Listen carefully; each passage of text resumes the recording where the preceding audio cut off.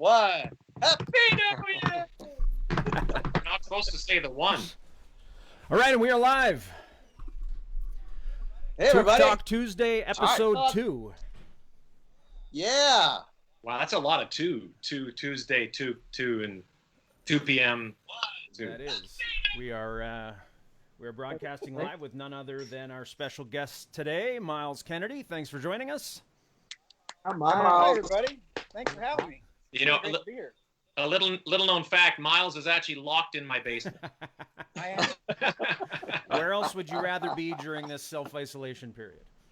I was concerned about his health, so I locked him in the basement. Absolutely. I've been, and you fed me very well. Thank you so much. I've enjoyed my stay thoroughly. It is a little awkward at times. I hear some strange things coming from upstairs. That's I don't know gross. what you all do in there, but Too much information. It's mostly me doing like monologues from like Star Trek, things like that. That's the weird things you do. right. Well, it's good to see you guys. You I miss too. y'all. Yeah, man. I like how sunny it looks in Spokane, Washington, in my Yeah, basement. there's a little bit of sun today. Yeah. And it's great. Yeah, but tomorrow it's going to start raining again. Washington isn't necessarily known for sunshine, I know that, but I lived in the Pacific Spokane Northwest. is pretty arid, though, isn't it? Spokane's That's pretty true. arid. Yeah, Spokane. Well, so from about this point until October or so, you know, we had it's definitely it seems a little sunnier than over on the West Coast. So we have that, but yeah, we're closer to the desert here on in this part of the state. But then if you just cross over and go into Idaho, then it's Coeur d'Alene. It's beautiful. It's just very green and lush, and yeah. Totally. But are you shoveling snow, Miles, in the winter? Like, how much snow is there?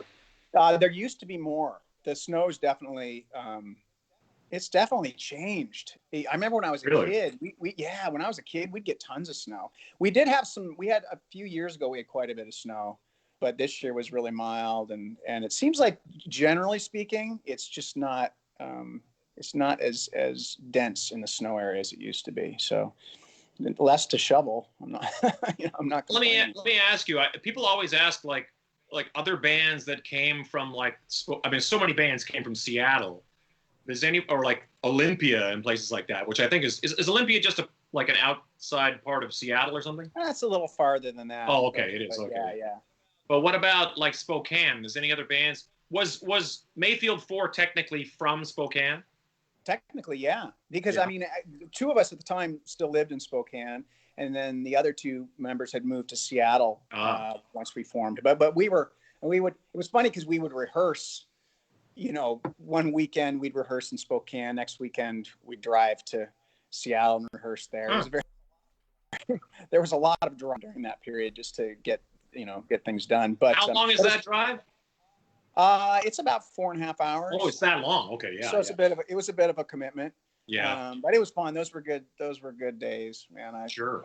Yeah, definitely. But as far as other artists that have come from here, a few. The big one, the one that I'm sure you've all heard of is Bing Crosby. Oh, wow. So that's we have the Bing Crosby Theater here. Now, is this before or after he started, poisoning women's drinks? Sorry. Go ahead. Wrong guy. Sorry. Moving on. Oh, I just got that. I'm like, what? Oh, No. Bing Crosby, the crooner, Todd. Oh. yeah. Okay. Yes. Yeah. Exactly. I didn't know he was from Spokane. That's crazy. Yeah. So, and I could be wrong on this one, but someone told me I think George Lynch spent some time here, if I'm not mistaken. Oh. Wow. But I could, yeah. Don't. I've heard that over the years. A contemporary guy that I'm really big fan of, and he's done really well over the last 8 years or so, is Alan Stone. And Alan, he's not technically from Spokane. He's from up north a little ways, but now he lives here in town. And that cool. guy, incredible. Yeah. Wow, that's awesome. Mind-blowingly good singer. Yeah. So there's a few. It's the coolest thing is the fact that you have never felt the need to relocate. Like, just kind of like, I grew up in Spokane. How far do you live right now? How long a drive would it be to where the neighborhood where you grew up? To where I grew up? Well, well, it would be about when we first moved here, we actually What is lived out. What is your address right now? I'm going to look it up. No, I'm kidding. I was just going to ask the same thing. When we first moved here, way back when, we lived out kind of in the woods. Oh, so okay. We had my stepdad, and it was great. Seriously, what Selena and I actually drove out there the other day because I hadn't been there in a while, and I got the feels just hanging out there. But it was in the middle of the woods, and we had a trailer home, and it was the best. We could build forts anywhere, and there were animals and the creek and do you say crick or creek? Because I get chastised for that one. I think both are creek. Okay, creek. But it was great. So I guess about a half hour from where I am right now. That's not bad. Yeah. I said the same thing to Slash one day. I said, we were sitting at the studio, like barefoot or something like that. And I go, how far are we from where you grew up? He goes, like 20 minutes. I go, it's so weird to me to imagine, like, because all of us, the rest of us are all living so far from where we grew up, but which is actually relatively common when you get into showbiz. Pornography is another word for it. But, Wait, you and Slash were barefoot in the studio? Yeah. That's my business. But, the idea that, you can actually like still live where you grew up is awesome, I think. Yeah. I mean, it's just a quality of life thing, and Selena's from here. Yeah. It's like, and there's elbow room. And for me, the really big perk is there aren't a ton of distractions because there aren't a lot of I don't know how to articulate it other than I feel like I can stay focused here on my work. And so I come home and I just start writing. And I think if I lived in LA or New York, there'd always be a show to go to. Or, a party. Yeah. Totally, so someone's got to, like for us Las Vegans, Todd and I, we always joke because even though we live in such a fast-paced city that there's so much to do 24/7, we actually do nothing. We come off tour and we're off the grid, and it's not Spokane off the grid where I'm sure it's really, really peaceful where you are right now, Myles. But in our suburbs here in Vegas, it's kind of like you can check out, and that's important, right? To get off the road. We all have toured together and played a million shows, but home is an important part of when you come off tour. It's got to be a very safe place where you got your dogs and your instruments around you and your inspiration and all that stuff. So that brings us to a question that is popping up all over the place, Myles. We've got people from all over the world saying, hey, how you doing? Obviously, you guys have touched down pretty much everywhere you could imagine. And given the fact that this is Toque Talk and you're talking to four guys that you did have the opportunity to play with and have obviously joined you at, in different capacities. Can I paraphrase what this question is going to be? Who's your favorite member of Toque? No pressure. No pressure. I slipped $100 into your account and send. Canadian or U.S. Because that could, that'd be. Good point. Darren, no, the question was, what's it like to play with these guys, and how do you, are you a fan of the band? Obviously, you've heard the stuff. These guys, like I said, you've had the opportunity to play with all of them, with Slash. So, what's your thoughts? It would be so awesome if he just went on a total anti-Toque rant right now. I'd be like, whoa, Myles got real. Unfortunately, that's not going to happen because you guys know how much what a fan I am. These guys, truth be told, they're some of the best musicians on the planet. They're all extremely accomplished to a degree that a little bit sometimes has me scratching my head. And so, it's I don't know what they put in the water up in Canada, but there's definitely something to be said about the quality of musicians north of the border here. It's pretty incredible. So and so to have the opportunity to have played with every one of them as time's gone on with the Conspirators, with Slash, because of obviously the way things panned out, and that ended up being a great thing because it let me see the the level of musicianship, get to experience it firsthand night after night on stage. Yeah, it's pretty impressive. It was pretty bizarre because I was thinking about this the other day. I looked at some photos from Israel, and Corey Churko was there. I'm not sure where you are in the pointing order here, but and I was kind of like in the poking order. Yeah, get in line, get to the basement. and then you look at the and then you look at the and then you look at like the Grand Ole Opry or the Ryman Theater, and Shane Gallus is on the drums. It's like you kind of go, damn, it kind of, not that I forgot, it's more like remember that was such an experience. And the Ryman Theater, we talked about this last week in Nashville, is such a major moment because I watched this documentary on the Austin City Limits, and I thought, what a rad thing that would be to play on Austin City Limits. And my wife goes, well, remember you played at the Ryman Theater? And I go, that's crazy that we played the Ryman Theater. It's such a thing.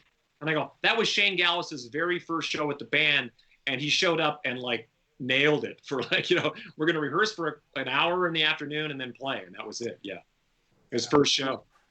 Yeah, I thought I had it bad when I had 10 days to learn 28 songs, and he had like 2 days. Something like that.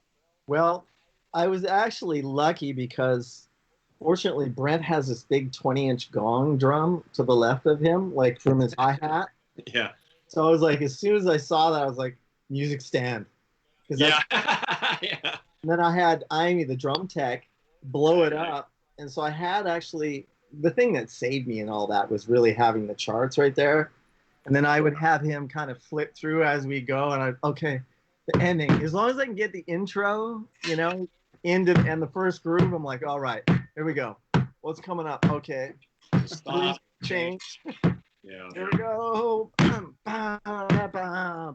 Okay, now on the next part. And then I pretend I knew what's going on.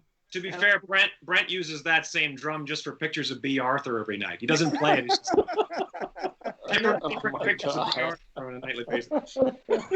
Very cute. Where does he come up with this stuff? B. Arthur. I'm secretly into B. Arthur. Okay, fine.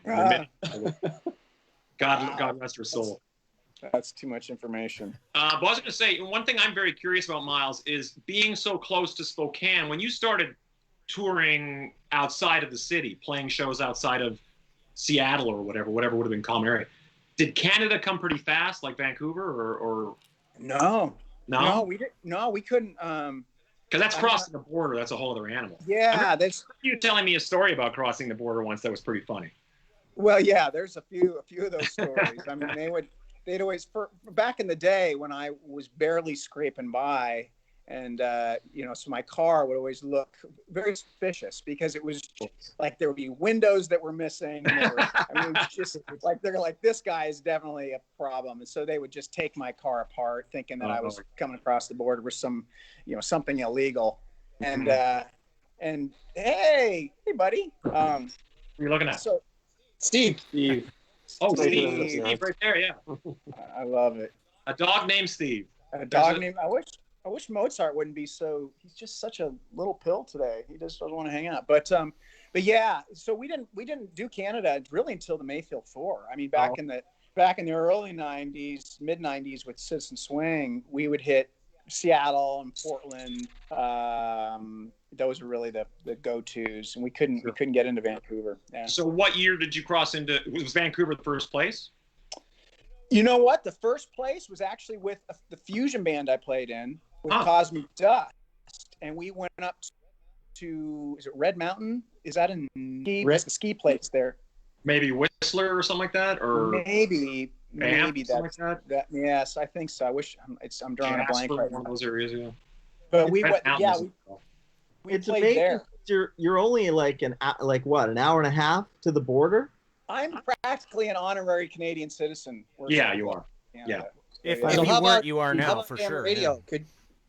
Could you catch Canadian AM radio where you were? I don't think so. I don't think we No? ever. No, but I did feel like the radio station here in town was, no pun intended, they were hip to bands like the Tragically Hip and things Sure. that were Canadian exports that weren't getting played in other parts of the country. So more like that's more like a 90s era kind of Canadian friendly to some degree. Yeah, I think so. Because places like Buffalo and Michigan, they would get stuff like, that's where a lot of, in the 70s and 80s, a lot of Canadian stuff would trickle down. Right. So I'm not really sure how the Washington thing really worked, because we're talking about Toque being a Canadian thing. We're always fascinated by how much of the stuff, obviously groups like Loverboy, April Wine, who else? Help me. Rush, those kind of groups all crossed over. But then there's once in a while going to be groups that just kind of are lost on you. But the 90s in particular, so you would have been obviously familiar with things like Big Wreck. Now, was Big Wreck, did you know Big Wreck from the States, or is that more like something you found when you got to Canada and touring with those guys? No, I knew them. So they got played. I'll never forget. I was actually heading out on tour. I was going to the airport, and all of a sudden the radio here played The Oath. And I remember practically wanting to pull the car over and go, what is this? And long story short, strangely enough, a few weeks later, I was in Manhattan, and I walked into a guitar store, and Ian Thornley was playing some guitars. And I was just like, wow, that guy's really good. And then as fate would and I didn't say anything, as fate would have it, later that night, we ended up going to I think it was something Bill McGaffey. There was some sort of radio thing where they had like 3 bands playing on the bill at some club there in Manhattan, and they were one of the bands. And I remember just being floored. To be fair, I think Ian's the only Canadian member of that original version of Big Wreck. I think Big Wreck was like Boston guys or something like that. Yeah, they were Berkeley. That's where they met. Berkeley guys, yeah. Which kind of shows, Yeah. So, is there any other Canadian groups that kind of filtered down that 90s era? Oh yeah, I'm sure there were. There's a lot of toured with Mayfield 4. Wasn't there the Watchmen, Mayfield 4, and Big Wreck tour? And Big Wreck, yeah. So that was a very 90s tour, right? Yeah. Canada. Yeah, we did that tour up in Canada in November of 1999, if I'm not mistaken. And I remember what's interesting about that tour was we were opening the show, and then we were in a van and with our trailer. So we'd do the show, and then we'd start driving to the next destination. And there's a real, obviously you guys know, there's some real long stretches where in the middle of November, you don't want to get stranded. No. And we did. We started to run out of gas at about midnight. So we had to pull over, and there was this gas station that was closed, and we had to wait till it opened up at like 6 a.m, just turning it on long enough to where we didn't freeze to death. Oh yeah. Hey, look who's coming. Come here, buddy. We've all had that experience in some way or another. We used to travel around in a crappy old school bus that would do that on occasion. Right. And there's a lot of man cuddling to not freeze to death. That's pretty normal. Now, was that the first trip to Canada? That tour? The first extensive tour? Yeah. I think it was. Yeah, it makes sense. And I remember just being really, we all were, because we felt like that was one of the first tours where we felt like people were getting what we did a little more for some reason. And so we were like, wow, this is great. Let's move to Canada, so that was fun. I have really, really fond memories of that tour for sure. That's cool. Yeah, I never got to see that, but I remember hearing the name Mayfield 4 all the time around that era. Have you seen the Mayfield 4? No, I haven't seen the Mayfield 4. They're horrible. Our manager of Toque, Lyle, he was on that tour with you, Myles. He was part of the, I don't know if he was a rep, Live Nation or something like that, but he actually, I think he toured with you guys. So he goes, I don't know Myles, we're not like regular friends, but he goes, we actually toured together back on. I want to really quickly point out that Brent Fitz is on camera from the 24th century. I don't know if you can see his background. And we're all jealous of that, actually. That's so awesome. Myles, the first time you and I talked, we were side stage. So you were already in Alter Bridge. This would be maybe 2005 or 6. Right. First Alter Bridge record. Sound right? 2005? Yeah, and I was playing with Theory of a Dead Man, and we both were on the same together. And I don't know how it was just somebody else was headlining that night, but you and I were both kind of side stage. Introduced myself, but I was in Theory of a Dead Man, so that was a whole different thing back then. But yeah, so the first time you and I met was we were I don't know, somewhere on the same bill together. I was in a different band. 2005? Is that what you said? 2005? Yeah. 15 Wow. years. Yeah. That's crazy. Yeah. Where did the time go? So what have you guys been doing with in these very interesting, unprecedented times with all of your free time at home? I spend most of my time having to feed the guy staying in my basement. Thank you. Hey, Myles, after we saw you on the Alter Bridge tour, did you guys finish the tour? Were you able to, or did you have to come home from what's been going on? Yeah, we finished up in Spokane, and then what's crazy is, it was just like perfect timing. We wrapped up, and that was it. That's so funny. So you literally just drove home, and then that was it? I've been home. So luckily, you weren't in the middle, because I know Slash, they had just started some dates, right? And Guns N' Roses actually had to shut her down. They did Mexico, did the first show, and then they had to go home. Oh, really? Remember the time, this is a totally off-topic story, but a similar thing happened to us in Japan. The three of us were in Japan. We were in Australia, and then they had a tsunami, and I remember there being a lot of the Japanese tour, and then I was like, oh, we're still going? I was like, we're going to Japan where there's a total nuclear, there's this whole problem going on.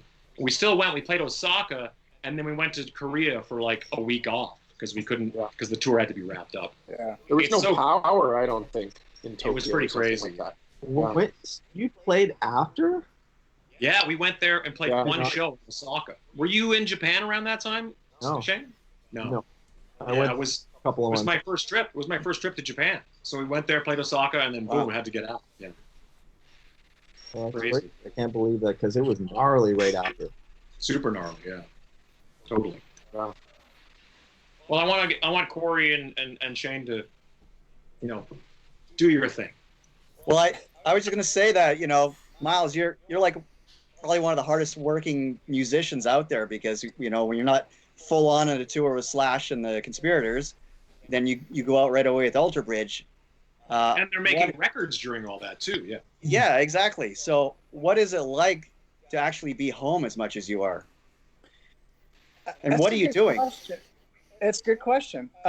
It's on one hand, it's great waking up in your own bed and getting up and hanging out with the dog and your wife and having coffee. It's great. It's wonderful. I love all that. What I'm doing is really the same thing that I always do when I'm home, which is just writing. I just kind of have a routine that I get into and create all day, and that's when I'm really when I'm happiest. I just love making music. So, in some respects, nothing's really changed much, other than the idea that when will I get back out on the road? I have no idea. Which is right. Which is inevitably going to happen, and I keep trying to remind people to try and take advantage of this downtime, because eventually you're going to be, somewhere far away going, oh, I wish I was home, and you'll go, oh, well, I was home for that whole pandemic scare, so that make the best of that. But yeah, your level of output creatively on top of with the solo record. By the way, I'm wearing. I like it. Nice. With the solo record and all the records you've made with Alter Bridge and Slash over the last, it's just. Actually, this April that we're living in currently, was 10 years of the three of us playing together with Slash. So it's a weird thing to stop and go, that was 10 years ago. It feels like it was maybe 2 years ago. Yeah. But your output of creativity is like Frank Zappa level of catalog, just like the amount of songs, the amount of records it's pretty impressive. So it says a lot to your work ethic, and I think a lot of people could learn a lot, because everybody thinks that music is sort of chicks and partying, and it can be, but there's such a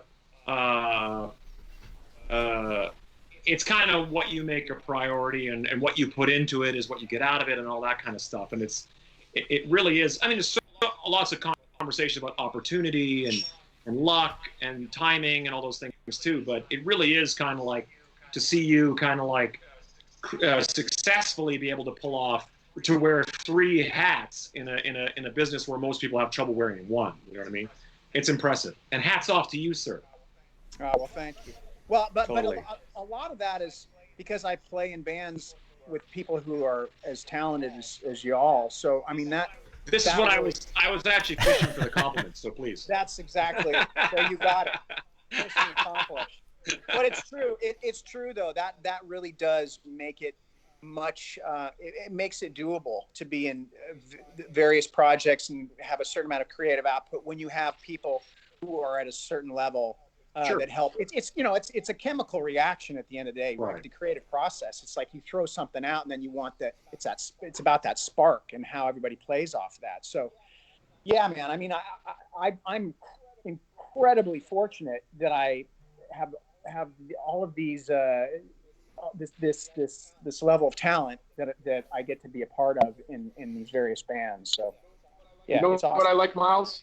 I like we went to just see you play with Alter Bridge, and the Myles that plays with Alter Bridge is a different, right? Like in a lot of ways, when we're playing together, as a guitar, which you get leaned on very heavy in the Alter Bridge band, and not so much with Slash. It's probably for you. I mean, it's got to be great just to have the outlet to be a guitar player and a singer, where you are more focused as a front guy, non-guitar player in our gig with Slash. So, but and then of course playing solo just by yourself has to be a fantastic experience. I was watching your American Songwriter podcast the other night, and it's great when you can always just take a song you wrote, and it's something that we worked on together, and you just play it on an acoustic guitar in your voice, and I'm like, it's fantastic. Well, that's the cool thing. I think that there's certain elements with Myles that lends itself to the Neil Young school of like, Neil plays when you mention the name Neil Young, people go, oh, like the guy that plays acoustic guitar by himself, or they go, or Crazy Horse Neil Young, that's just crazy loud rock and roll Neil. So there's so many, and I think that actually says a lot about any of us here. I just watched video of Shane Gallus fronting a rock band on his solo tour, which was awesome. I was like, wow, look at Shane. He's fucking Dave Grohl. But it was like, it was really cool to watch, because in the Slash camp, and your solo camp and Alter Bridge, all 3 of those are such different writing situations too, because as you know, in the Slash thing, it's kind of like, well, Brent and I are there as it's happening. The music is sort of presented to you in a sense of like, here's this, and it's kind of like, we've given you all, here's the carrots and the onions and this, and now make that into an edible stew for us, Myles. Nice metaphor. Yeah, just to some degree. Obviously, like, Slash comes up with his stuff is so iconically Slash. I've been going through some of these bass things because I'm showing other people online, trying to raise some money for Music Cares, and I've been going through the songs, and I'm like, I just kind of forget how just there's nothing more Slash, and so many of those riffs are just like 100% him. You know what I mean? And no one else would come up with that except him. But so I mean, like that's that, and then your solo stuff is so obviously. I'm just objectively saying it's just so much more like it seems so much more like personal, and so you and you and a guitar and that whole thing. And then Alter Bridge has elements probably of all of that in that, like where it's somebody's music or somebody's maybe even Mark might have melodies and stuff. I'm not even sure how that works. I think in the early days, wasn't it kind of like a lot more heavily marked structured, or yeah, is that incorrect? That first record, a lot of those songs were ready to go. So right. That's part of that was part of the how I went there in early January, I think January 2nd of 2004, and we had a record done, if I'm not mistaken, by like May. And oh, wow. Yeah, a lot of those songs were like songs like Broken Wings, and there's a song called Down on My Last, and so that definitely made that a possibility, to get out there. But by the time Blackbird and then next records, then it became more of a a collaborative process. And so, yeah, for me, that's one of the things I really savor, is that each thing is different. Exactly. From a stylistic standpoint. I think if they were all three kind of the same thing, I would get burned out. I'd run out of things to say and play. And I think honestly, the audience would get burned out just by kind of like trying to find a difference between three things that sound like Alter Bridge would be weird. You know what I mean? Right. So I think that's kind of the fun part is like the Neil Young thing. I say it's kind of like, well, if you want this kind of Neil Young, go listen to those records. You want this kind of Neil Young, go listen to those records. I think that's kind of exciting. I think all of us as musicians sitting here, the fact that Brent Fitz plays bass and Toque and plays drums and in most everything else, and I play bass in Slash, but I play guitar and sing in this. And like I said, Shane can play guitar and sing if he wants to, and Corey can play pretty much almost anything, or be in a studio or whatever he wants to do. So it's kind of really interesting. And then Darren's just there being a male model, not wearing pants. No, I told you, it's no pants Tuesday. Actually, given that's Darren Steen, by the way, everybody. He's really the guy behind the guy behind the guy. I'm trying. He's the guy that makes this all happen. Yeah. Are you watching the feed, Darren, or is there people asking a lot of questions? I am, I'm trying to remember a lot of them as I go, because it's just trying to get a word. I got one from my niece Allie. Okay. My niece Allie is I do have a watching question right now. for Myles. Hi, Allie. How's it going? She says, first off, I have to say I love your voice. She must be talking to me, but maybe she's talking to you. She's funny. So edgy and the perfect raspiness. As a fellow vocalist currently in music school, I was curious as to what your vocal warm-up routine is before a big show with Slash and the Conspirators. Do you focus on riffs and runs, diaphragm support, glottal control for the rasp? What do you consider the most challenging technically about singing rock songs? Man, I've never felt less educated than I do right now. Go ahead. Oh man, I used to be. It's funny. Even when I first started playing with Slash and Conspirators, my routine was a lot different. I was obsessed about warming up, and it would be like 45 minutes to an hour of warming up, making these crazy sounds. And as time has gone on, I've kind of realized, yeah, exactly. I'd start with the lip trills, and then. What is the purpose of the lip trills? I've never gotten an explanation. I don't know because I'm an idiot. To have your bandmates laugh at you. Hey, here's a good way to make your bandmates laugh.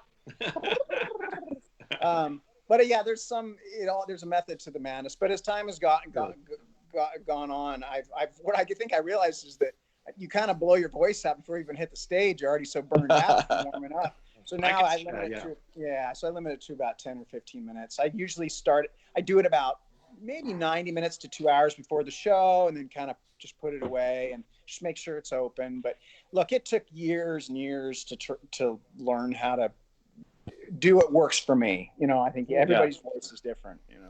It seems like when you sing, it's very effortless. I mean, you're not really punching hard, so you get a lot more endurance that way. Is that true? Yeah. So the method that I learned, it's an old opera technique, and it's all really about your breath and the breath control and making sure that you don't kind of overexert yourself, because in the rock context, it can be very taxing. So if you go up there night after night, before you know it, it's like, why isn't my voice working the way it should? And you're still going to have various variables that you have to deal with, whether it's cold or allergies, or maybe it's really dry where you are, or there's smoke. I mean, you don't know.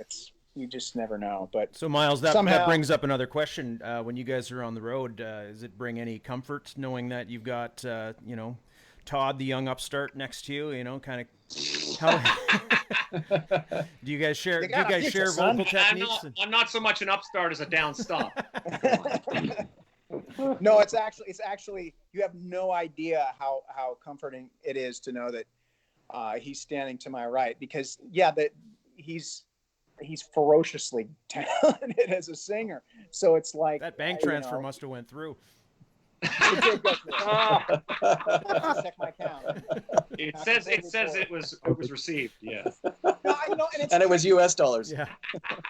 I feel when I start gushing like this, I kind of feel corny, but it's the truth. I mean, if I wouldn't say it, do you say you feel horny? I feel horny when I talk about Todd Kearns because I'm living in his basement.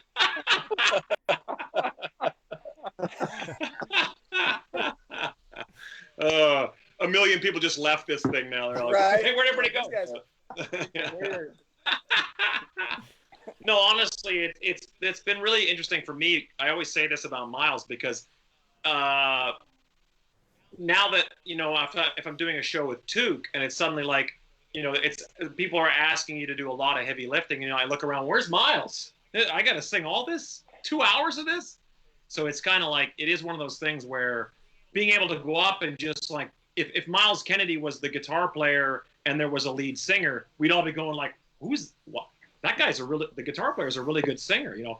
So I get to shine a lot in the Slash camp by not having to do, you know, a lot other than support what Myles does. And if anything, trying to help Myles, you know, just carry some of the load in one form or another. But that's kind of been the fun part, is what started off as just being the bass player turned into, even as early as listening to those first 3 songs we recorded together at Eric Valentine's. I think we're like Halo, Bad Rain, something else. Standing in the Sun. Yeah. And we kind of like, we pretty quickly kind of fell into this routine of like, oh, well, these 2 voices will kind of, so as much as Slash's guitar is so distinctive and your voice, Myles Kennedy's very well-known voice, we found this kind of harmonic kind of thing that kind of created a sound unto itself. So I'm pretty proud of that when I listen to those songs now. I've only recently been going back and going over these songs for these things. And I'm going like, wow, I forgot how cool this was, you know?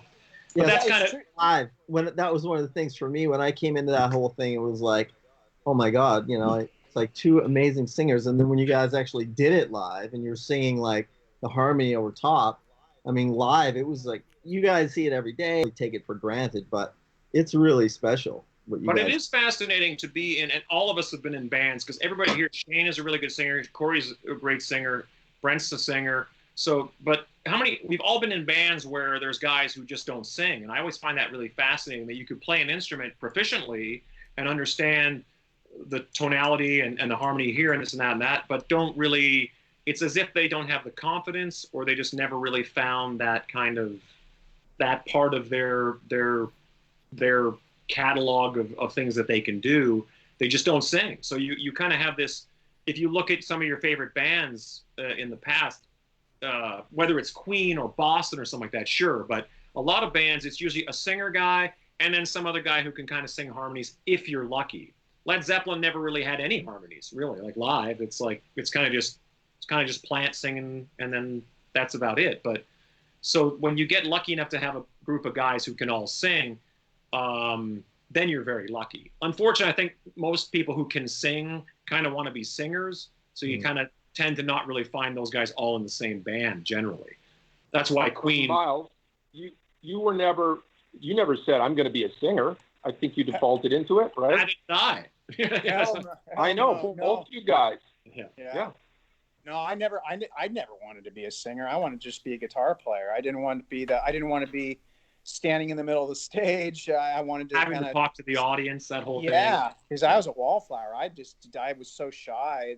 The thought of that was terrifying. But I think what I realized 30 years ago was I loved writing songs so much. I mean, the songwriting, once I discovered that drug, I was like, oh man, if I'm going to do this, I'm going to probably have to figure out how to sing these songs myself, because where I live, there were a finite amount of people that I knew of who could sing. So I was like, oh man, I know I can sing to a degree, but I don't, I didn't consider myself a singer by any stretch of the imagination. It was just something that I knew I could do if needed. So yeah, it evolved, Well, we're glad you fell ass backwards into that then. That's great.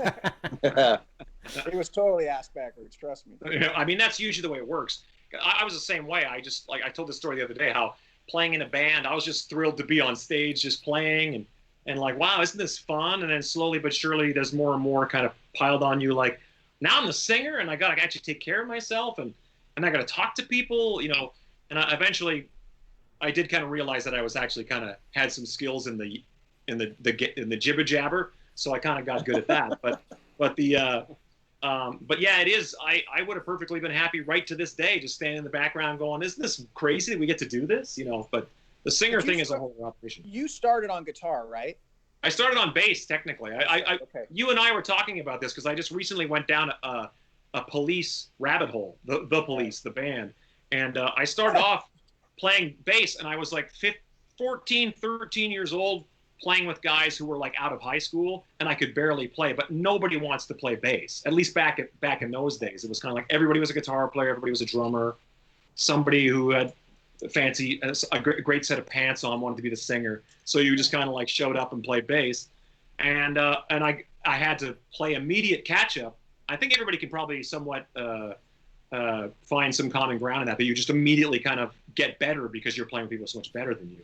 And then slowly but surely, I became the singer because that singer quit, and I could sing that Sting song because I had a high voice, and the next thing you know, we were a three-piece playing Police songs. So, and that was it. So, but then I moved to guitar later when my brother started playing bass, and I just moved to guitar. Yeah. Right. So the bass has always been a part of my thing. Right. But I really do want to play bass. I love playing bass. I think bass is. I mean, I think everybody here, because Corey plays bass in the Shania show for a few things, and there's something about guitar players when they pick up the bass, they think of it as a guitar, and it's not at all. It's a whole other part of your experience. Very different. And I really enjoy finding that kind of that side of it. You know, like where you're playing with the drummer, but you're also playing. You know, you're kind of in a weird position that way, because it's a melodic instrument, but it's also a groove instrument and a rhythm instrument. So it really kind of creates a whole new thing. So speaking of guitar, Myles, somebody is asking, and actually it's come up a couple of times in the feed, and they're touching on the opportunity that you had last year in Paris playing Jeff Buckley's guitar. Yeah, and just wanted to know if you could touch a little bit on that, and if that was kind of a big deal to you, obviously, and you know how that came about. Crazy. That's the same guitar they brought backstage in France, right? Yeah, that's the Telecaster. one. Yeah. So we were. Yeah, that's how that whole thing started. Was that Matt? You know, they brought that guitar to the show. Which show was that in France? I'm trying to remember which venue. The shop is in. Is it in Paris or it's in Paris? Okay. Yeah, it's in Paris. Yeah. And obviously, you know, I'm such a massive Jeff Buckley fan, and so getting to see that guitar and hold it was just a spiritual experience. And so he then got to be friends with my manager, and they thought, hey, you know, because they knew that Alter Bridge was going to be playing the Olympia there in Paris, which Jeff had played. There's a great live record. I think there's 2 nights that were recorded there, and Myles should play a song on it. And I was just like, I was pretty. At first, I was a little. I don't know. I wasn't sure how I felt about that. I mean, that just felt kind of. That was pretty. There's a lot of gravity to something like that. Oh, sure. So eventually, I gave it some thought and decided to do my best and in tribute to Jeff, and it was a really just something I'll never forget. You know, just standing on that stage with that guitar. I mean, it was just like, and looking. I remember just looking around, going, "Wow, his line of sight went there. His line of sight probably went there. He was standing right here." I mean, wow. I mean. I have such an incredible amount of respect for that guy. I mean, he was. I saw him live in I think it was May of 1995. I saw him in Seattle, a little theater in Seattle, and it was a religious experience, man. I mean, it was the guy had a way of channeling something that was so. You know, it's interesting. Like, you guys are massive music fans. You've probably gotten goosebumps. You've probably you listen to something and it's brought a tear to your eye. That's part of the power of music. Sure. I experienced something that night that I'll never forget. I don't even know what it was, but it was almost like beyond all of that. It was like some out of body, not out of body. That's a bit much, but it was like a sense transcendent though. It was transcendent. Yeah. It was like he had a way of just, I don't know. You can't even articulate it. He had something extremely special. I never got to see him. It just breaks my heart because that show that you're talking about, my drummer in the Age of Electric went down to Seattle to see Jeff play, and I was like, oh, I'll see him the next time. You always make Right. that. I had kids. It's a whole other thing.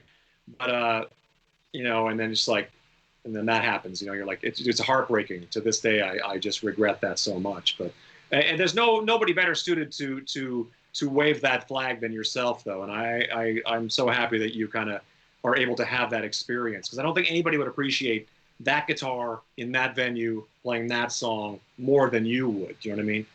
I think that's really awesome that you got to do that. Yeah, thank you, man. I appreciate it. Yeah. Anyway, let's talk about me. Just Enough kidding. about me. What do you think about me? Yeah. We got any more questions there, Oh Darren? yeah, there's tons. I'm trying to, you know, channel my best Rain Man here and remember them all while you guys are talking. I've been taking screenshots as they come up. Yeah, no. Obviously, somebody was just saying, you know, when you talked about songs that touch you. I mean, everybody's commenting, you know, Watch Over You. Especially your acoustic performance of that. I can attest to that myself. Aside from Jeff Buckley, any other major vocal influences? Oh yeah, lots. A really, really big one that I don't talk about enough is Chris Whitley. So Chris was, and they were both part of that New York thing. I mean, in the '90s, those were both those guys, and I felt like they were both doing things that were really cutting edge. Yeah, Chris Whitley, who passed away. Gosh, what has it been now? Probably 14 years, It's something gotta like that. be, yeah, about that long. Yeah. It's been a while. 15.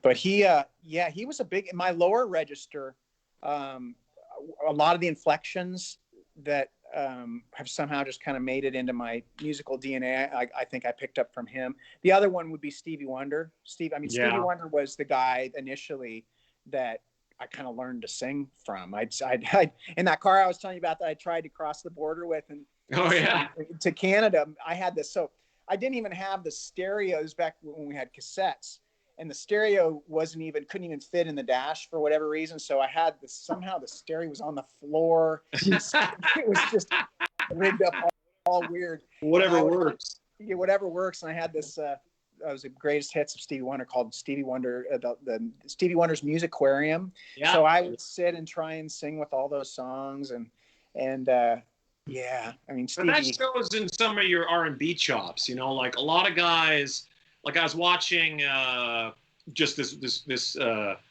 police rabbit hole I've been on. I found Bruno Mars doing like So Lonely and Message in a Bottle. And I was like, damn, I was like blown away by his range. I mean, I'm aware of Bruno Mars, but I'd never seen him do that. So I was like, wow. But there's something about those R&B chops. And I come from a very sort of like, I don't know, white bread world of punk rock. And if you're lucky enough to have a high voice, then you sing like metal. You know what I mean? Like you're lucky enough to do that. So I never really kind of came up on R&B or any of that kind of stuff. And that creates a whole different chapter of chops in Stevie and all those kind of guys that is really prominent now in that sort of, you know, in the pop singer world, whether it's Timberlake or anybody like that, they've got those R&B chops that I don't have. But I definitely hear them once in a while pop in the right places. You know what I mean? Yeah, I mean, that was happening. I think all the time listening to Stevie and Marvin Gaye, and also during that period in the early '90s, I played in an R&B cover band at night. So it was just, you know, we do a jazz set for an hour and then we do R&B tunes. And so I think that not just with the vocal inflections, but even the songwriting approach, kind of, and the melodic approach. But were you the main singer in that? No, Okay. I wasn't. And Okay. so I was just originally hired as a guitar player. Oh, okay. And it was I loved it. It was great. Yeah. And I was playing with, you were talking about this earlier, I was playing with some cats who were like my senior and were really good. We had this bass player. His name was Clipper Anderson. He's still around. I mean, he's ferociously good, right? I mean, this guy, his level of musicianship was just like, wow. And so but he was also, you know, he expected a lot out of us. Right. And so it was kind of like, you wanted to impress, well, I want Clipper to be happy. Sure. Yeah. Absolutely. So you'd work really hard. But yeah, I think it was just constantly, I mean, I was so you guys are all hardwired the same way. I was so obsessed with music. It was from the minute I'd get up, I was teaching all day, and then I'd go do this gig for 4 hours every night. And then on the weekend, or on the days off, I'd be rehearsing with an original band. I mean, I loved it. And so much of that period there was a lot of R&B and jazz going on. And I bet. So that was a fun time for sure. I often wonder this. Yeah, go ahead. There were some funny things, because a lot of the hits at the time were like the New Jack Swing era, which I loved. Right. There was some really cool stuff going on. But there was also like MC Hammer and some of that. So we were playing some of the songs like Can't Touch This. And, sure, yeah. Which is basically Super Freak, yeah. Basically. Rick James, yeah. So, but it was fun. I often wonder this about Corey. Because whenever I talk about playing with guys who are older than us, and you have to kind of step up your game, Corey was actually playing with his parents, which I actually find interesting. Was that a stepping up your game at all, or was it just kind of like, because your dad's kind of like he's a pretty good guitar player though, isn't he? Oh yeah. Well, I mean, I was so lucky to be on the road with my family, learning. Of course, my dad was the one who got me going on music in general, but then guys like you, we'd meet other bands along the way, and we'd share. We just trade licks, and I got to learn from all kinds of different schools. What licks did you trade with us? Corey was like playing like grown-up shit, and we were still playing rock and roll. I was totally in awe of you guys. We would, because they would be playing at another bar down the street, and so on our breaks, we would go down and watch them. And I mean, I was probably like 13 or 12 when I first saw you. You were just a kid, yeah. Yeah, and I just, it was the Infants at the time. That was the band. Yeah. And it was, and now here we are in a band together. And it's funny too, because Shane, you were like just a kid playing in those bands too, because I remember you being way younger than those guys. Yeah. And that was pretty common for most of us. That's how you kind of got out of whatever small town you were from. Yeah. Once I left the small town and moved to the city, it was like everyone was always way older than me. And then when I got into professional bands, those guys were like, 10 years with me, in some cases 15 years old. So it was kind of like 10 years back then. I remember being like 17 and our sound guy was like 25, and I thought like, holy shit, like that just seemed crazy to me. Like, shouldn't you have like a wife and family and a house? I was like, I didn't wrap my head around any of that. How about James, for example? James, probably 15 years older than I don't know, but when you're 20 and he's 35, it's like that seems crazy. Yeah, it really is. Yeah. What else you got, Darren? Got a good chance to. Sorry, go ahead. Oh, I was just going to say, we all got to. Everybody here got a chance to play when we were so young. That's the really cool thing. Is we were all in our teens actually playing in front of audiences, right, Myles? We all kind of got that experience. Yeah. The weird thing about this is that everything for Brent Fitz was recorded 3 days ago because it takes that long to come from space. Yeah, timing this audio is a real bitch here. It's a real bitch. All these pre-arranged questions and shit for him to interject. That's incredible. It was interesting. Myles. Look at this. Now his background's changed. We had a conversation in the bus. Look, you were telling Tatooine. me. There you go. Nice. One too. Moisture farming. Go ahead, Shane. We were having a conversation in the back of the bus about jazz and stuff, and you were telling me that you were playing real book tunes, like sight reading real book tunes. Oh, for real? Yeah. That's like, for someone that really knows about how in depth that is to actually be able to sit down and play jazz chords and play changes and play, solos over those kinds of changes. I mean, you're a pretty, well-established, studied guitar player, right? Does a lot of people know that about you? I'm interested. I don't know.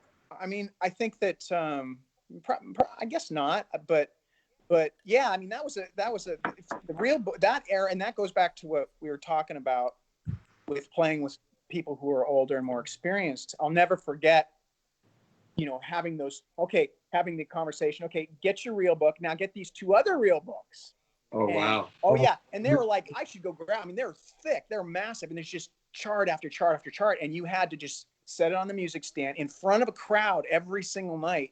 Wow. And learned to sight read. And it was trial by fire, man. Wow. I can't imagine. But it was great. It was really the best education, because it's funny. I was talking with Mark Tremonti a few weeks ago, and he was asking about, he's interested in playing more changes as opposed to more, not as opposed to a linear modal approach, touching more on the chord tones.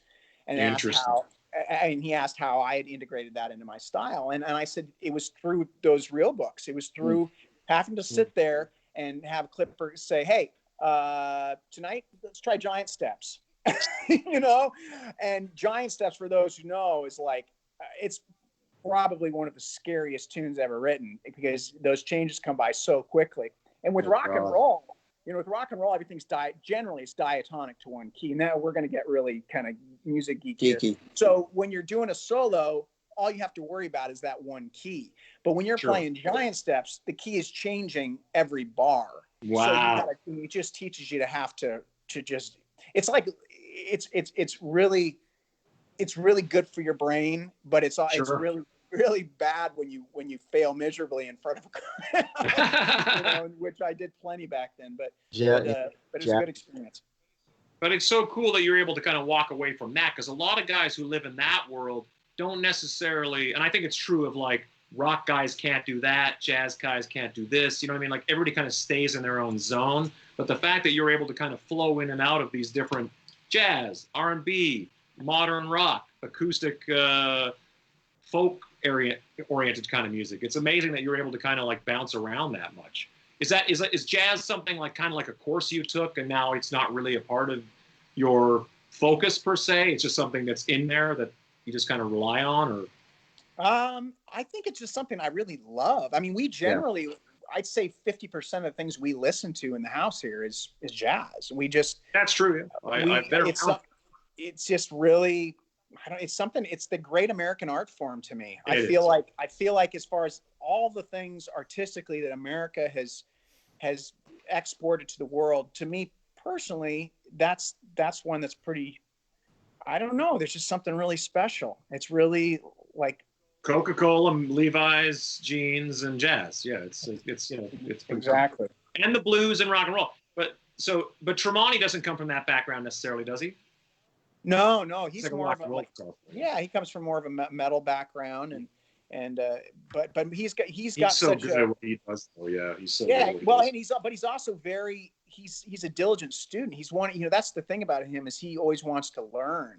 But don't you find, isn't it interesting too, because I've seen Slash, you and Slash kind of knock that around too, where Slash will suddenly be playing something that he wouldn't normally play if he hadn't sort of like kind of questioned that certain thing that you were talking about or something like that. It feels like I think that you've had an influence on the odd riff here and there, or the odd lick here and there.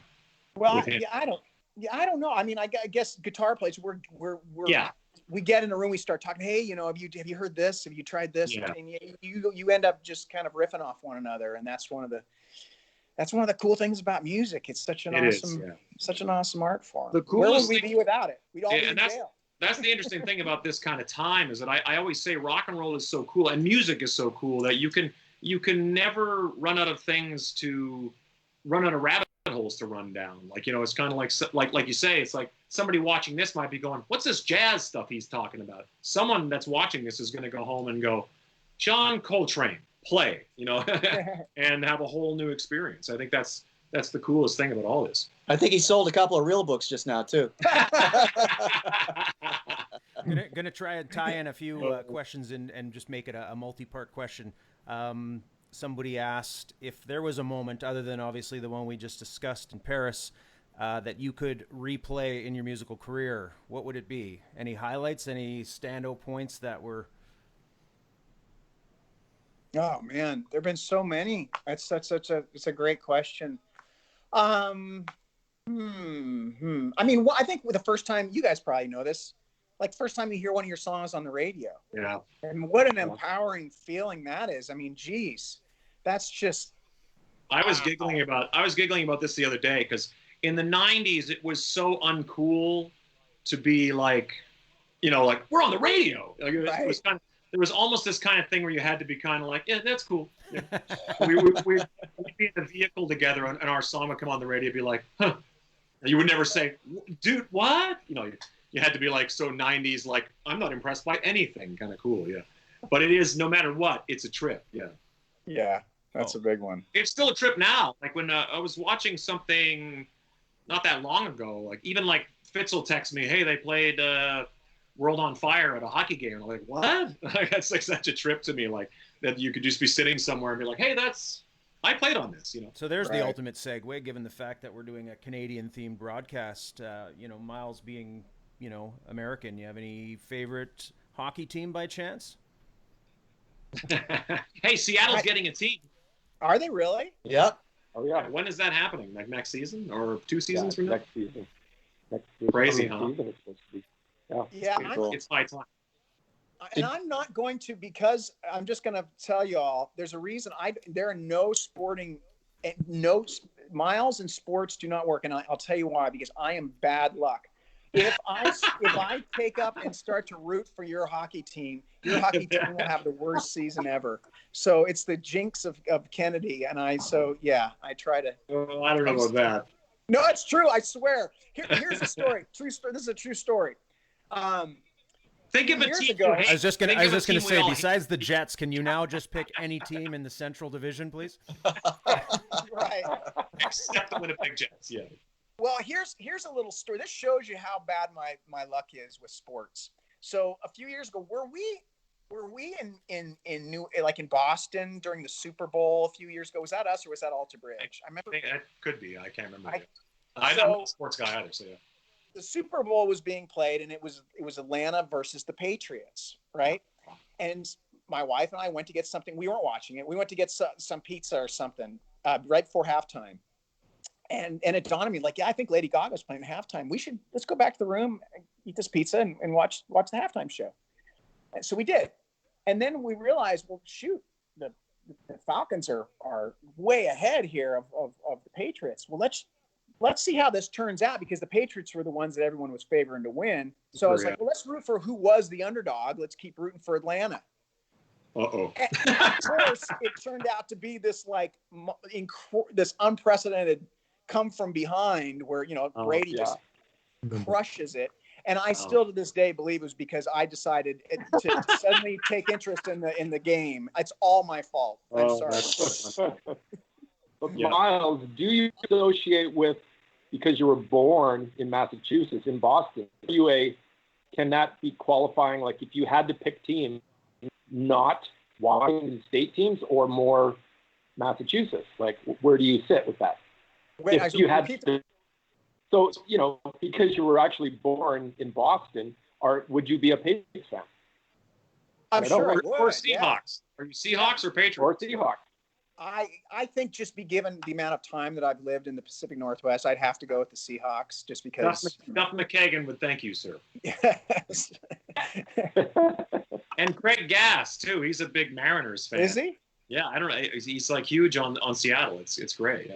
Interesting. You know what? I hope I can take Myles Kennedy to his first hockey game in Seattle, though. We got to do that. We all got to go to the new that's Seattle a great team. idea. When The games in Vegas are an event, though. You got to come here. Yeah. When are they supposed to? I mean, is it supposed to start within the? Well, obviously, we don't know as far as social gatherings go what's going to happen, but in a perfect world, hopefully that'll happen sooner than later. Exactly. Yeah, we might be doing this. This might be our life for the next year or so. I know, right? So what do you miss most about the outside world? I was just going to say that ties into a good question that keeps popping up. And of course, people want to know, you indicated earlier you're doing a lot of writing.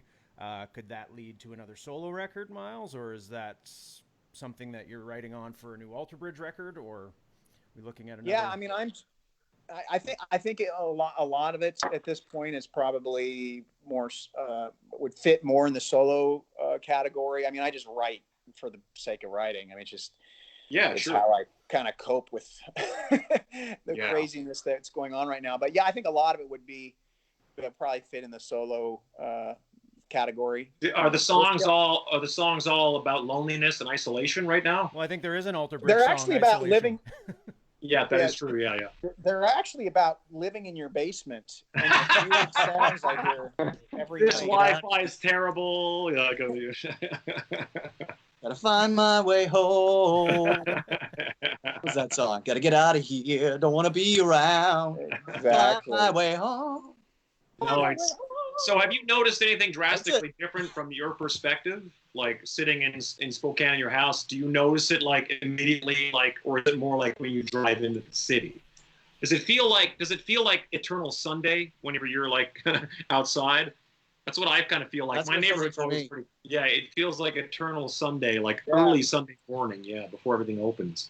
But I went down the Strip. Me and Fitz were talking about this because I took a drive down the Las Vegas Strip just because I thought this will be interesting, and it was kind of like when you're in a shopping mall and it's closed.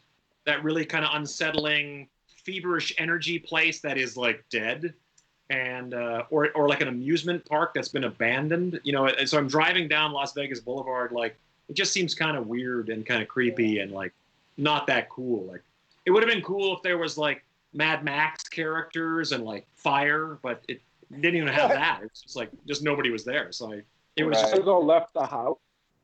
but it's Spokane. Like, how do you, Myles, buy your groceries? Yeah. Say that again. How do you buy your groceries, Myles? How do we buy like- groceries? Very carefully. Yeah, exactly. Yeah, I mean it's just one of those things where we literally like bring the groceries in, and we have like a quarantine where we leave them in the like sometimes we'll even I love it. you know, scrub them. I mean it's just a totally and you know, you guys know me, I'm a total I was gonna say, yeah. germaphobe. If you don't know the Kennedys, No. the Kennedys are like this. The Kennedys are like this when there's not a pandemic. So Yeah, I can attest to that. Yeah. Exactly. But Myles, Yeah. you've been practicing good social distancing for now it's mattered. So Exactly. good on you. Well, it's, Now, Myles, I that ties into a question. Obviously, being a singer, was that something that you always dealt with, or was it just a fear of because you didn't want to risk getting sick because it would affect your obviously day-to-day lifestyle? Is that when you talk about germaphobe, is it just a? I think the real germaphobe thing started once I became a singer. Yeah. I think for me, I mean, I grew up, you know, I was never a kid who I would consider myself a germaphobe, but when I started singing and realized the first few shows of like not being able to sing when you're sick, I was like, I better. It's the worst. It's the worst, right? It's the absolute worst. So yeah, it's basically like going out to run a race. You're a really talented runner. You can run faster than everybody, but you got to go out there and run now with a broken knee or something. Yeah. It's just kind of like just can't Imagine, do it. imagine if your one job is to play guitar and your fingers don't work Exactly. for a gig, and you got to stand up there all night and pretend that they are working. Exactly. That's- One time, that's- we've had a couple of weird occasions though, because Myles was really sick when we did Conan O'Brien's show once, and you would never know, of course. But as a singer, you're like in your head, and you're like, oh God.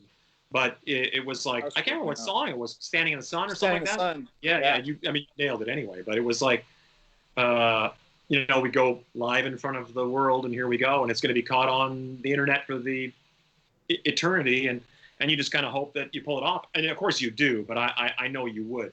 And as everybody always says, they go, well, Miles's worst day is better than most singers' best day. And I always go, well, of course it is. But when you're, accustomed to a certain level of ability, it can be maddening. But it's tough.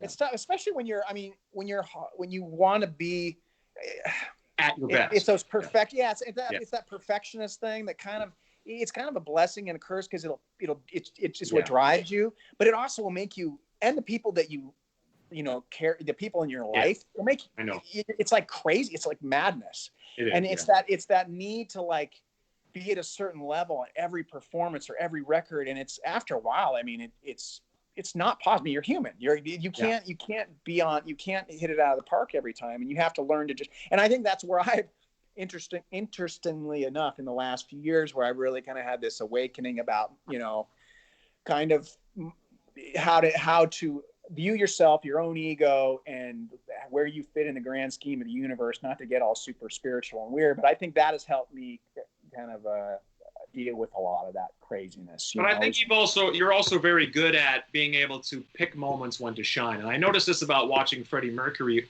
concerts. is that Freddie was always very good at like altering melodies. Like he's not selling it short. He just knows when he's, you know, he's saving himself for that moment, and then he goes back, you know, when he's doing his thing, and then there's another moment, you know. And I think you're really good at like being able to kind of, you know, alter things here and there so that when that big moment is happening, it's happening. But you know, you're kind of, you're basically going out there for 8 rounds, so you got to kind of like you can't just go out there and just swing like crazy like you could in your 20s. You remember how that used to work? Exactly. I mean, I miss those days. So we could just go out there night after night and just sing, you know, at your threshold. But yeah, as time goes on, it changes. And there are things that, it's funny, there are qualities that you end up getting with time that I actually prefer as far as the timbre of the voice and the lower register. That's one of the things I love as Bowie throughout the years with David Bowie. I always think about Bowie. He learned to adapt, and his lower register to me was such a pleasing part of his instrument. And so, you know, in some, when you're young, you want to gun it all the time. You want to sing high all the time and cut through the mix all the time. But then as you start to realize, well, wait a minute here, you know, what if you try utilizing this part of your register a little more? And so, yeah, it's just part of it. And it's also a big part of it, I think, that you and I have talked about is it's kind of like what's being said and how you're saying it is so much more important, like the ability to be able to convey the emotion of whatever lyric you're singing. And it doesn't have to be like singing at like, you know, at the peak of your range and growl for like a full 5 minutes of a song. You're like, no, sometimes that means the song, you're supposed to be kind of conveying some sort of emotion. So, you know, that doesn't necessarily have to be like, you know, kind of like the whole fucking time, you know. How was that again? How'd they go? I mean, there's been a couple times you and I have been sitting in a van together driving to the airport, and like, you know, Depeche Mode, Personal Jesus will come on and we'll go, what were we thinking? We should have just been like, Dave Gahan is a genius. Your own person. You go, he sounds bitching, but he's like, he's got it figured out. This is what I do. And he goes, and he's like, I've got a cold. Your own. He's like, that's perfect. Yeah. It sounds better with a cold. I have a terrible chest cold, you know, and it's just kind of like, he just does what he does, and that's perfect. But it is funny because you learn when you're younger that you have an ability to sing a certain way, and then you're kind of like, okay, well, this is how I sing. So you kind of like are trying to convey that, and now we're seeing all of our favorite singers in their 70s still doing it, hopefully at the best they can do it. And you know, it is a physical instrument, and it's a athletic in a sense that you know, these things eventually can, you know, run their course. Well, Myles, you know, we've all played the song with each other for 10 years now, you know, a song that you wrote. And I think I like it even more now, the way you've been singing the choruses and changing the melody an octave lower. I think I told you, like, on that last tour, how I liked how you sang it an octave lower. It actually sounded super cool. It was kind of like you changed it, but it for me, I loved it. Oh, thank you. And it No, wasn't that's singing, you know, in your top register. You also seemed a lot more chill this last tour. Not that you were ever kind of wound up, but you seemed a lot less, I don't know, paranoid about, you know, you're kind of, you know. It seemed a lot. That's because I was doing a lot less caffeine. I think that was probably. Too, yeah. Well, we were all trying to play that game. That's a good segue, Myles. I know we've had a lot of talks about like Eastern mysticism and whatnot. Do you have any sort of health and wellness routine that you want to share with us, like exercise, mindfulness, you know, diet? I think for me, the big one is mindfulness. Yeah, it's really just trying to stay present. You know, you and I have talked a little bit about some of the, you know, I stumbled onto this Ram Dass, which was a big one for me. Rest in peace. Yeah. Yeah. I mean, yeah, definitely. So yeah, I think that's just really learning to kind of harness the stress level. Because stress is really, as far as, absolutely, you know, that's the killer, man. I mean, I try to eat healthy, and I try to eat as plant-based as humanly possible, and I try to exercise as much as possible. But for me, I think the most important thing is just breathing. Yeah. You know, remembering to breathe and staying right here, right now, and not worrying about what's going to happen, not worrying about what's happened. I think that's made me a lot. I feel like I'm a lot easier to live with in general. So Yeah. Awesome. A lot of that is just experience and living. And you know how when you're younger, it's like everything is a catastrophe. This is the worst thing that could possibly happen. And then you go through it enough times, and eventually you go like, nah, things are on fire, and you're like, this will be fine. Corey, any other questions coming in your way? No, I'm good here. Another two-part question. Obviously, outside of things like this, somebody wants to know, having played in bands together, how much time do you guys spend off the bus, sightseeing, etc.? Are you guys pretty close off tour as you are on tour, or? We're pretty close. One of my favorite moments was watching Corey Churko and Myles Kennedy floating in the Dead Sea this past summer. Todd and I, the local vampires, decided, no, we're not going to do that. We were basically dressed exactly like this, by the way. Yeah. You cannot go to the Dead Sea and not get in. I just enjoyed watching you enjoy it so much. Oh, it was so fun. I enjoyed not having like red eyes and greasy skin, but I enjoyed watching you guys enjoy it. The funny thing was, it's like, by the way, Brent, your background's terrible. Change it. Trying to get too fancy. Actually, yeah, I don't know. It just looks like plain white. Here's a good question too, Myles. Actually, somebody said, I mean, obviously writing and performing with two bands. Do you find any big differences? One easier? I mean, I don't necessarily mean the people involved, but just in terms of style and and you know, and sound. Do you find it hard to write one way, or when you're writing a song, do you picture that as an Alter Bridge song, or do you already know going in that this might be, you know, a new Slash and Conspirators record, or how do you approach that? Yeah, I mean, they're all it's pretty easy because they're so different, and it's a different process. I mean, the main thing with Alter Bridge is, you know, Mark and I come in with these parts of like, here's a section, let's put them together. Although on the last record, we did more completing songs our own and then bringing them to the band. But prior to that, there was a lot of like, it was you know, you have a chorus that goes with my verse and so on and so on. You have a riff that goes with this, you know, bridge, blah, blah, blah, blah, blah. But that's with always Slash and the Conspirators, you know, generally Slash will have like a riff or chord progression, and then we play off that, and then I'll add a melody and a lyric in that realm. And occasionally there'll be something where it's like, well, to try this thing here, you know, Todd, you did the same thing like with I think Shadow Life on the verses, you know, hey, what did you try? But generally it's Slash having the musical foundation established that we take and conspiratorize. Is that the right term? Conspire. We conspire together.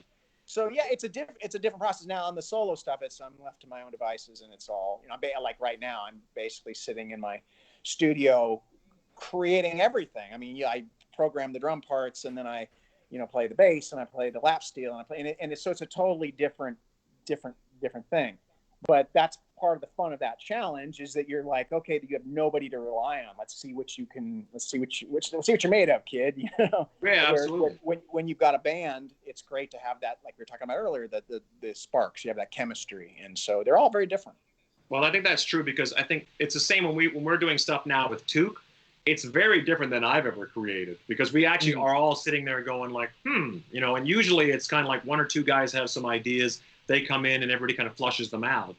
In most cases, I'm saying, unless it's Queen, you know, where like 4 different guys have songs, you know. Right. But even then, like I was talking about this the other day. How different would those songs be without Freddie Mercury singing them? You know, like Another One Bites the Dust. Was that just a bass line that John was going dun dun dun? Another One Bites the Dust. And if he would have sang that to almost anybody else, it may not have worked. But Freddie comes in there like, okay, and just takes it like, you know, into outer space, turns it into a hit song. You know what I mean? Right. So, but that's the fascinating thing with almost every different creative situation you're in, and everybody in this chat has sat down with somebody to write songs or written their own songs or just contributed. What about this kind of like arrangement, like more arrangement changes and stuff like that? And all of it is such valid stuff that people don't really realize what the songwriter's name sometime just a part of that process in a lot of ways. You know what I mean? So another perfect segue. Myles, obviously you've heard the Toque single, the original song that these guys have released. So good. Oh, thank you. I love it. I mean, I love that song. Like when I Thanks. first heard that song, it's so catchy, and it's. So tell me how did that come about? I've been wondering about that. How that process. Well, we stole it. We stole it from Elton John. No, I'm kidding. I was just messing around in my studio one day and came up with some melody and some chords, and I just took it to Vegas with me and went over to Todd's house, and we recorded the vocal right in his living room.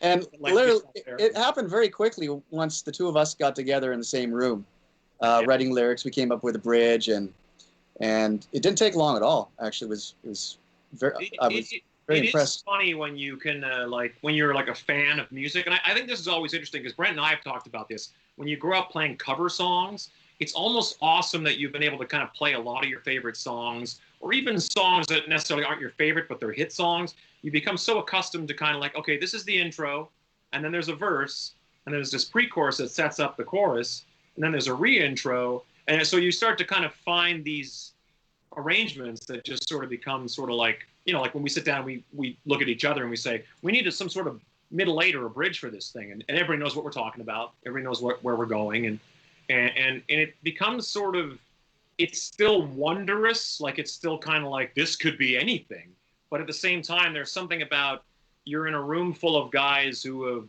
who all have a PhD, and who all kind of, have done this and know what they're doing, and it takes trust. It takes a lot of things to kind of watch a song kind of materialize, and sometimes, I mean, how can you go through the Beatles catalog and you're so staggered by what the Beatles have done? There's a lot of songs once in a while you'll stop and go, oh, that wasn't a keeper. It's like you just kind of like, you're going through all these Beatles, like early Beatles records, and I go, I totally forgot about this song. And it's just, it wasn't I Want to Hold Your Hand or She Loves You, right. But so it's just the nature of writing songs. It's just sometimes some things click, and it's really special.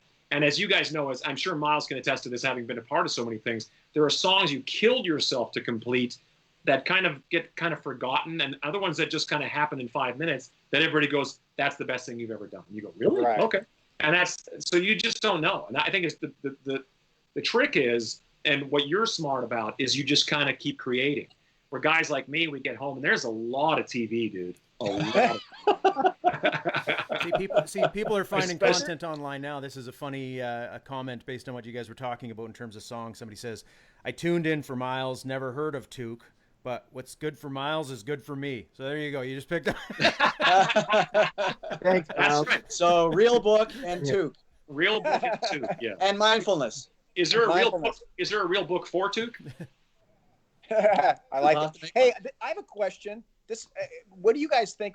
Because I'm experiencing that right now. There's this one track that I've been just chasing down for really weeks here, and I normally don't like to do that. I normally I'm of the mindset it's like you get it done quickly. Don't get bogged down. But this is one. I'm like, it's got potential. It's got a chorus that I really like, and I'm like, but I'm not sure about the verse, and I've reworked, and then changed the feel, the arrangement, and it's like if you start chasing your tail. Yeah. So I'm thinking, was there a song that we have in our catalog as conspirators that you remember that we chased forever? Because like in Alter Bridge, it was Blackbird, the title track of the second record. We chased that song for months.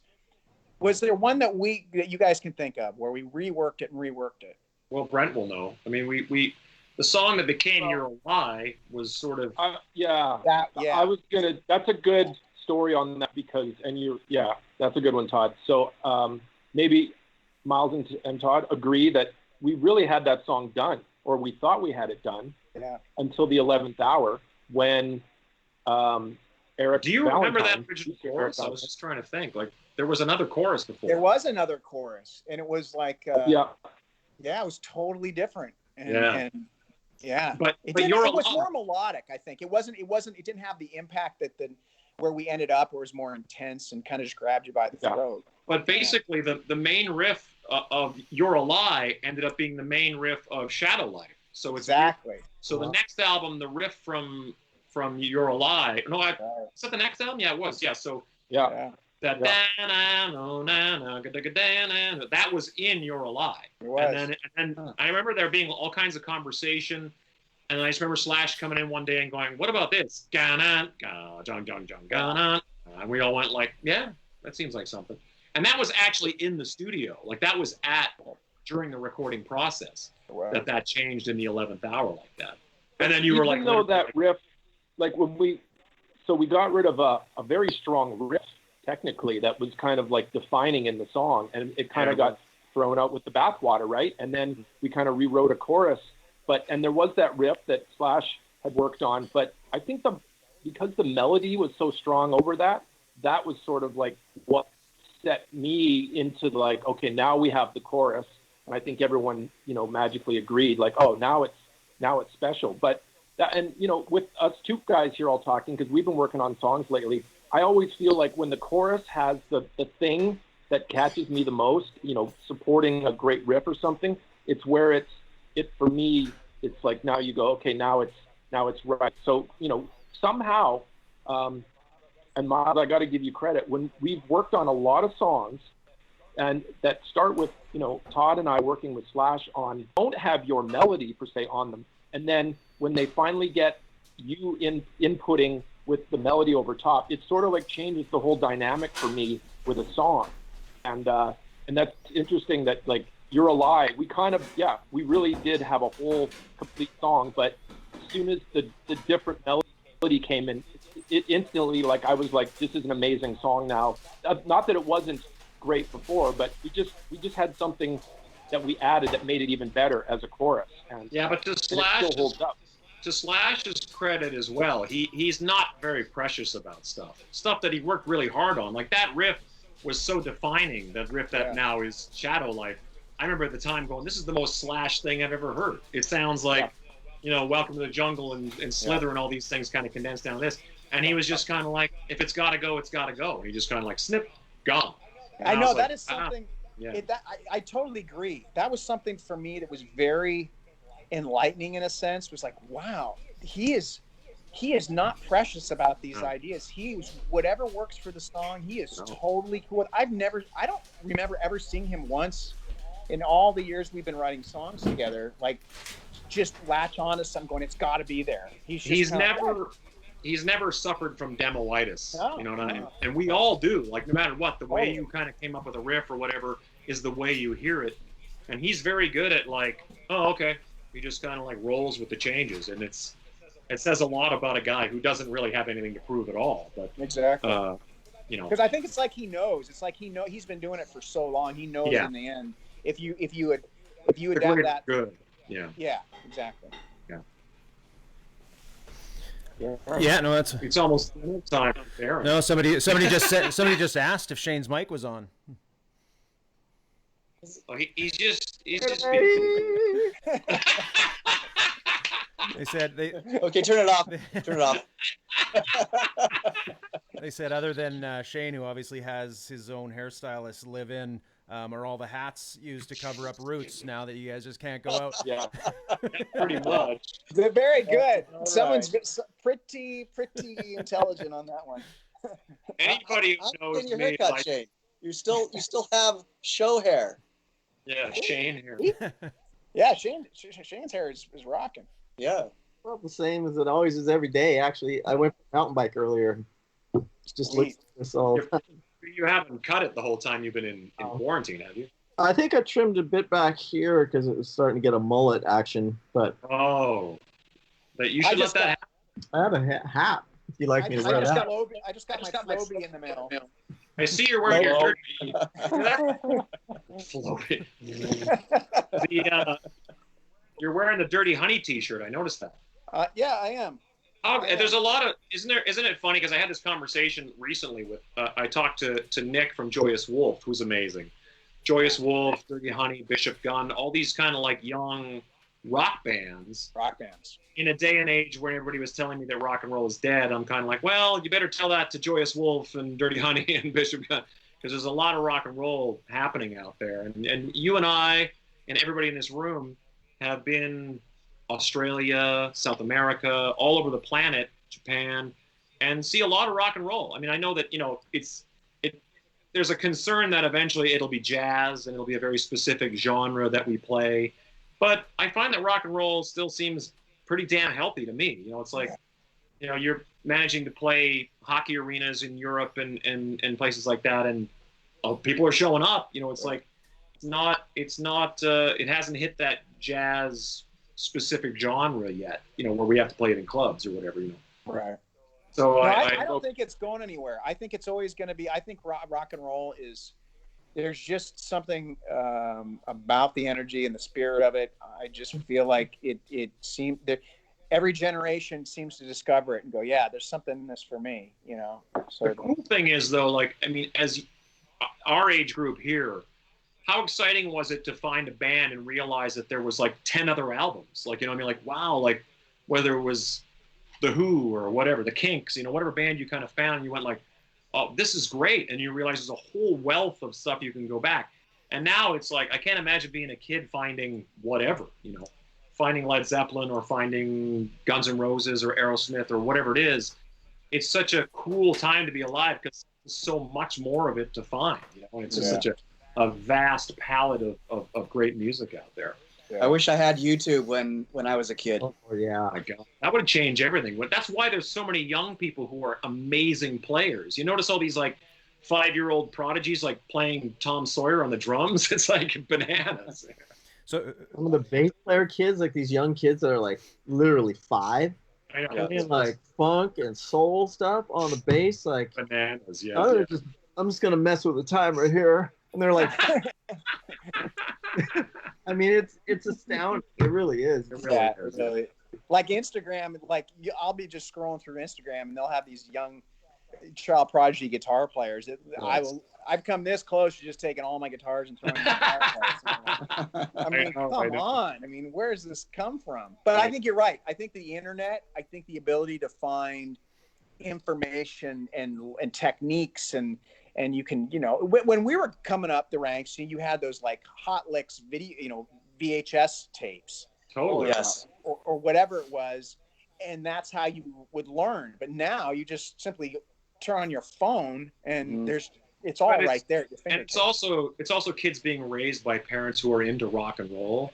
I mean, I've had an interesting conversation about guys like John Bonham or Ian Pace. Those guys they weren't playing heavy metal. They didn't learn how to play heavy metal. They came up on jazz. And then the original rock and roll. And then that became louder and louder and became hard rock, So I think that it's interesting to have, when I was a kid, Corey's is an interesting story because Corey grew up in where his parents encouraged him to play, rock and roll to some degree.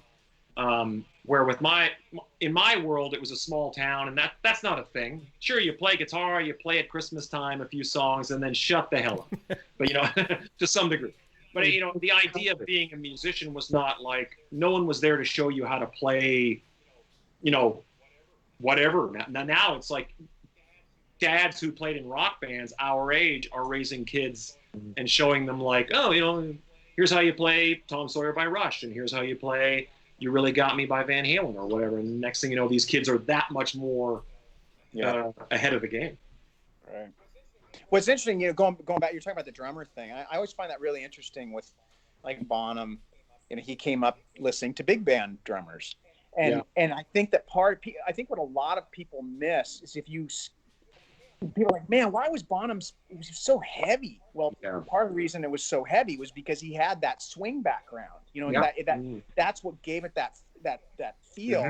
Whereas if you come up and you're weaned on just straight, there's no swing to the eighth notes. It's just all just straight all the time. Totally. It's a totally different animal. And so if you can put a little bit of that into a rock context, it's pretty damn heavy. It's effective. It's super effective. Yeah. You got there. Cool. So a couple last questions, and I know we're running late here, but just quickly, kind of again flooding the feed, and you guys don't have to let on to this if you don't want to, but any word on a new Slash record? Somebody says there may or may not be some writing in the process. Is that just kind of a thing that's going to happen when it does, or if it does? Or That was either a drum roll or he's getting ready to make some ramen. I'm not sure. Honestly, all of that's sort of up in the air as well, because as you know, everything is how it is. So, I mean, I actually wonder, because Slash is constantly, I know Slash is climbing the walls right now, dude. I have no idea what Slash is doing right now, but I bet you he's playing guitar, and he's probably like ready to, just burst out into the wild and do something. There's nobody more wired to play rock and roll than Slash, and that means like the studio, rehearsal, on stage, on tour. I've never known anybody as comfortable as him in that environment. Even when he's having a, his knee is fucked up, or he's pulled something in his ribs. You don't even know. Like, he'll do an entire tour, and then I'll go like, okay, I'm gonna go home, and I gotta go to Canada to see my family. And he's like, okay, I'm gonna go in and have surgery on my knee. I go, what? Yeah, I blew my knee out. Like, when? Like 2 months ago. It's like, you're like, you've been running around like this for 2 months with no knee. He's just 100% equipped to just do this till the day he dies. Really, when I look at guys like the Stones or any of those people, I go 100% Slash will be doing this in 20, 30 years, no problem. He'll still be going.